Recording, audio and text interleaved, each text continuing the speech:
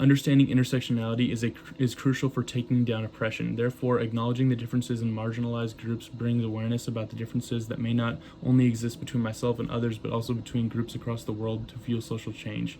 Holding the status of being a white, affluent male that resides within the middle class has given me certain privileges and opportunities that many others, specifically marginalized and/or minority groups, are simply deprived of due to their race and socioeconomic standing.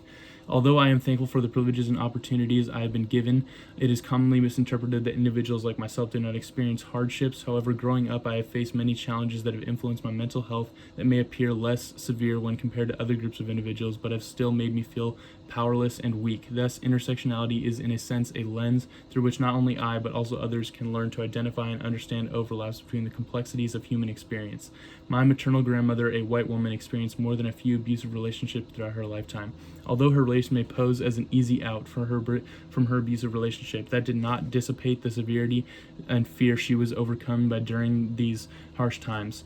Kimberly Crenshaw argues that white females who seek help are not only getting less attention, but are also looked at as harmful towards the aiding of large number of cases in neighborhoods of minorities. Specifically, she states, within communities of color, efforts to stem politicization of domestic violence are often grounded in intents to maintain the integrity of the community. The articulation of this perspective takes different forms. Some critics allege that feminism has no place within communities of color, that the issues are internally divisive, and that they represent the migration of white women's concerns into contexts in which they are not only irrelevant but also harmful. At its most extreme, the rhetoric denies that gender violence is a problem in the community and characterizes any effort to politicize gender subordination as itself a community problem. In other terms, Crenshaw furthers my point in regards to fear that enabled my grandmother from reaching out for help. She was consumed by the thought that she would not receive serious and effective help, and rather believed that it would only help her create further damage. A symbol that relates to the hardships experienced by my grandmother include a broken heart on the back of a red Solo cup. The front of the Solo cup is meant to represent that everything might look fine on the outside, but on the inside is a broken heart. In ways that I am aware of privileges that I have been granted that served me with comfort throughout different scenarios every day.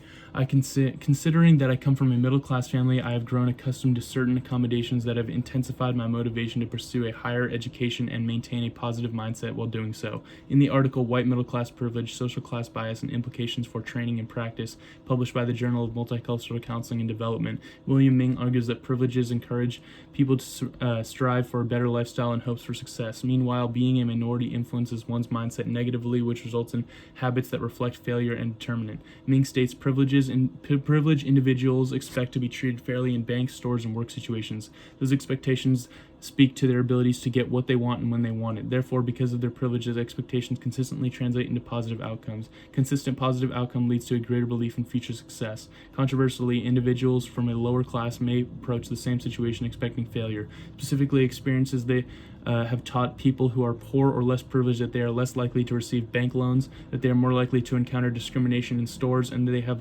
little influence on their work situations. This lack of privilege might in turn lead to a lower sense of self-efficacy. When considering privilege associated with being middle class, an object that illustrates this theme would be this toy car I was given. I was given an actual car by my parents, which I am greatly appreciative for. However, when analyzing intersectionality between myself and marginalized/minority groups, I am lucky to have been given the privilege of driving a car at such a young age. Furthermore, as a second generation college student, I continuously experienced the influence brought upon by my parents about the importance of receiving a higher form of education. After seeing the accomplishments and success of my parents, it was obvious that furthering my education was crucial in order to succeed in the real world.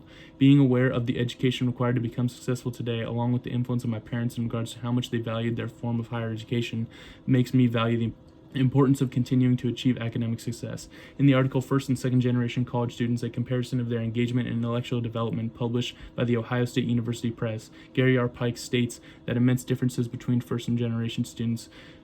Pike explains in large part, first-generation students' lower persistence and graduation rates and their lower scores on standardized assessment measures. These are a result in pre-college characteristics of first and second-generation college students. For example, first-generation students tend to come from families with lower incomes and have lower levels of engagement in high school.